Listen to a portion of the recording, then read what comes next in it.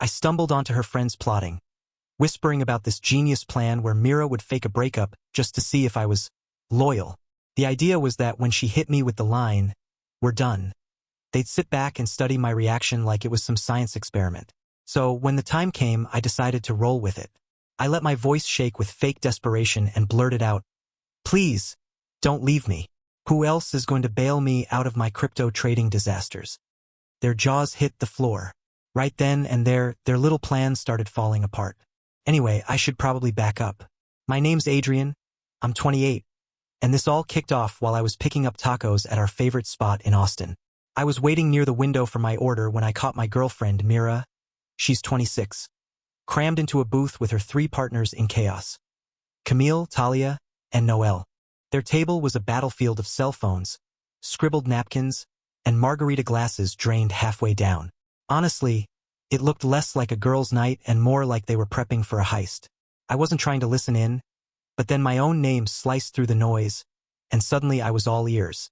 Camille, the loud one, swirled her drink and said, "Trust me, every guy bombs this test." When I tried it on Dorian, he shrugged and said, "Cool, whatever." That's how I knew he was trash. But Adrian's different. You've been with him, what, 2 years? That's exactly why you need to test him before wasting more time. I froze, ducked behind a cactus near the door, and pulled out my phone like I was scrolling Instagram. Except I wasn't scrolling anything. I was listening. Camille leaned closer to Mira, lowering her voice but still loud enough for me to catch every word. "Here's the script. Tell him you're not feeling it, you need space. If he begs, pleads, shows real emotion, that's a keeper. But if he just nods and accepts it, then he never really loved you." My stomach nodded. They weren't just tossing around an idea, they were plotting a full-on staged breakup. And, to make things worse, they wanted to record it like some twisted reality show. Noelle, who honestly looked like she'd rather be anywhere else, finally piped up, "This feels kind of wrong, guys." But Camille shot her down quick. "It's not manipulation. It's survival. My cousin didn't test her guy, and boom. 4 years later, she finds out he's already engaged to someone else." Talia jumped in, all hyped up. "Do it tonight, Mira. Strike while you've got the courage." The 3 of them clinked their glasses together like they'd just solved world peace. I grabbed my tacos and slipped out the side door, my brain spinning. 2 years together, 8 months living under the same roof in our little East Side apartment. And Mira was about to pull this nonsense on me because her drunk friends decided it was smart? Fine. If they wanted a performance, I was going to give them the show of their lives. By the time I got home, I had a plan. I set my laptop on the kitchen counter, opened a few random stock charts, and started practicing the most desperate, panicked look I could make. Even used the back of a spoon as a mirror. When Mira finally walked in about an hour later, I was ready, sitting there like a man one step away from total collapse. She started with her line, her voice trembling in this way that felt more rehearsed than real.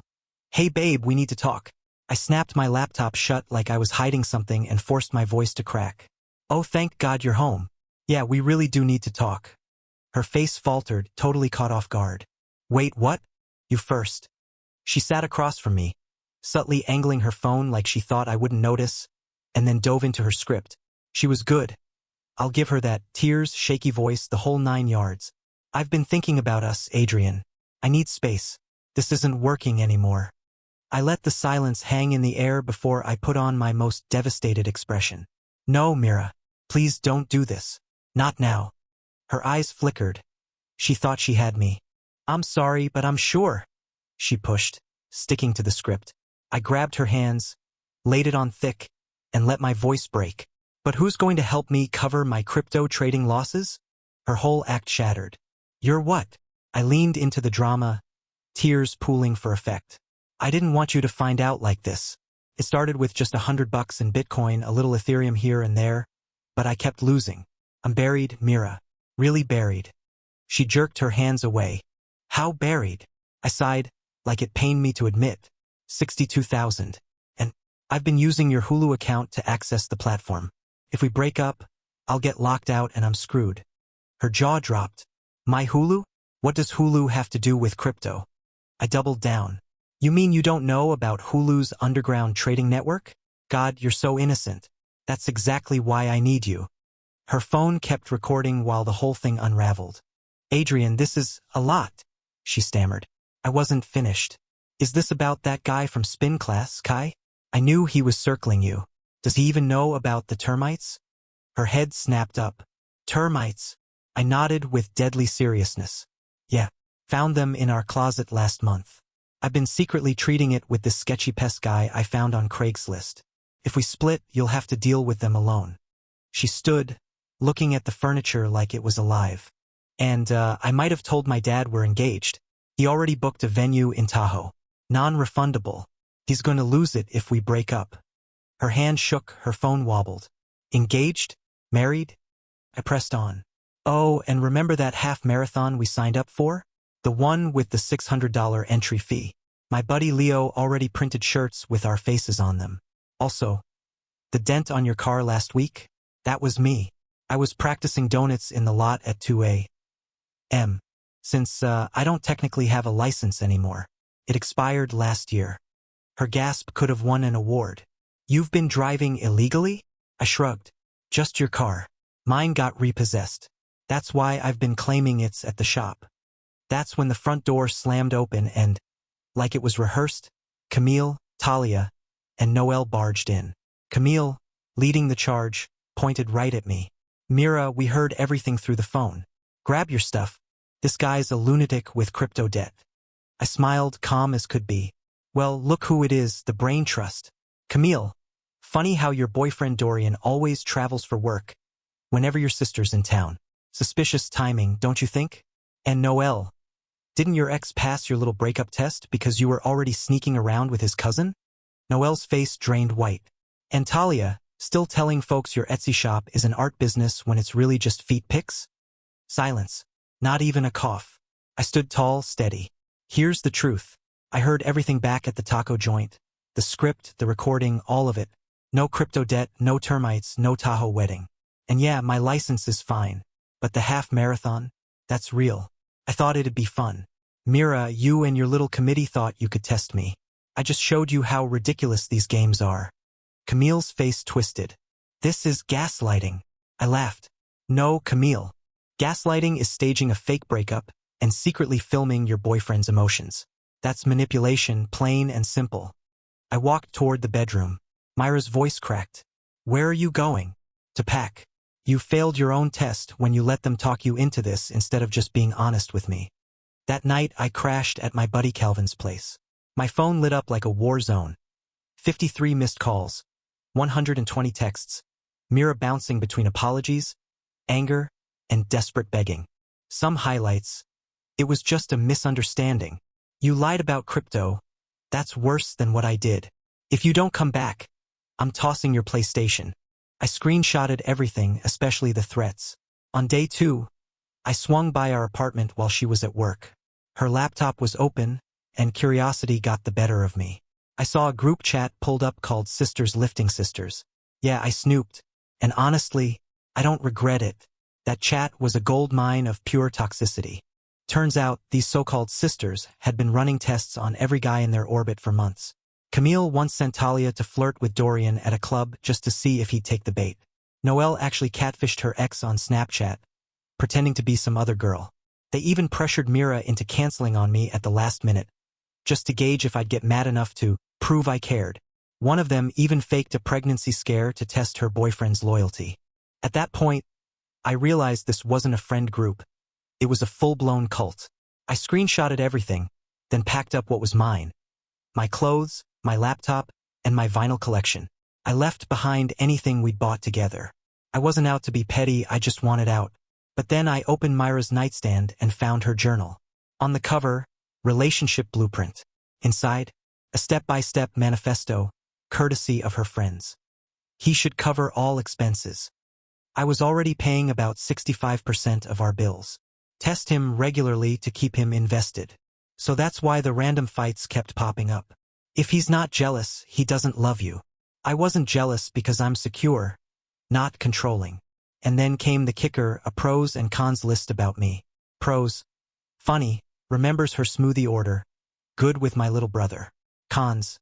Too calm in arguments, not possessive enough, too logical. Friends think he's boring. Her friends, who'd churned through about 15 failed relationships since I met them, Thought I was dull. That actually made me laugh out loud. I left her a note on the counter. Your stuff's safe. I only took what's mine. Rent's covered through the end of the month. Ask your sisters for help with the rest. P.S. I changed the Hulu password. Good luck with your crypto empire. That night, the fallout started rolling in. Texts from Myra's mom. How could you leave her over a prank? Her brother. 2 years together and you just walk away? Then a message from Amara, the only sane person in their circle. You seriously lost 60 grand in crypto? What's the real story? I sent her the screenshots and explained. Amara's response. Holy crap, that's insane. Then she added, by the way, Myra's already playing the victim online. Sure enough, Mira had posted on Instagram. When you give someone your heart and they leave over a misunderstanding. Some people just can't handle real love. Yeah, real love with a script and a hidden camera. I didn't take the bait. Let her dig her own grave. Her smear campaign picked up steam fast. She told anyone who'd listen that I was bankrupt from crypto losses, emotionally abusive for lying during her test, and probably cheating because I wouldn't crawl back. Her friends piled on. Camille claimed I'd flirted with her. Never once texted her outside the group. Noelle said I insulted her art career, pointing out that her Etsy shop was just selling feet pics isn't an insult, it's reality. Talia accused me of being controlling, which was hilarious considering she and the others had been controlling Mira like a puppet. But then came the twist. Dorian, Camille's boyfriend, messaged me. Yo, is it true about the fake breakup test? I sent him the proof, screenshots and all. He confronted Camille. She denied it, and then he hit her with the evidence. He dumped her right then. That was the first domino. Noelle's ex saw my post and connected the dots about his own test. He blasted her online. Talia's boyfriend got the screenshots from Dorian and ended things with her. By the end of the week, 3 out of the 4 sisters were suddenly single. Mira started spiraling. She called me from burner numbers after I blocked her. Voicemail 1. My friends are blaming me for their breakups. This is your fault. Voicemail 2. You had no right to share our chat. Voicemail 3. I can't pay rent alone. I'm getting evicted. Please just talk to me. That last one tugged at me for a second. But then I remembered. She chose manipulation over trust. A few days later, she even showed up at my job. I work as a data analyst at a tech startup, and there she was in the lobby, crying.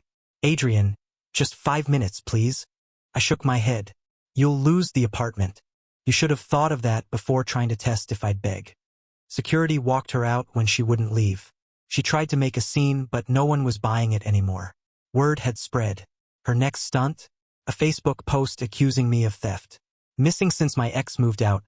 Grandma's necklace, for $100 cash, my ADHD meds, and a stack of first edition comics. All lies. I never even saw a necklace. No cash was missing. I don't touch her meds. And those comics? I had the Amazon receipts to prove they were mine. So, I posted the proof. Screenshots of orders. Texts where she admitted no necklace existed. Bank statements showing nothing missing. The comments were savage. Girl, this is embarrassing. Receipts don't lie. She deleted it within hours, but of course screenshots live forever. After that flop, she went bigger. A 2,000-word blog post titled How to Spot a Toxic Partner. My truth. She called me a narcissist, accused me of gaslighting, said I ruined her friendships and abandoned her. She blasted it in every local Austin Facebook group she could find. Big mistake. People asked for details. She couldn't provide any. Someone linked my post with all the receipts. The comment section roasted her alive. You tested him and got mad when he didn't fall for it. Sounds like you're the toxic one. She yanked it down, but by then the damage was permanent. The Sisters Lifting Sisters group collapsed. Camille moved back in with her mom in Dallas after Dorian ditched her. Noelle's reputation tanked when her exes piled on. Talia's boyfriend shared the chat with their entire social circle. And 2 other girls in the group ended up dumped too once their boyfriends saw the pattern. Mira lost the apartment and had to move in with her cousin, who, from what I hear, reminds her daily that she torched a good thing. She's grinding double shifts at a coffee shop and retail gig just to make ends meet. Bills I used to help cover.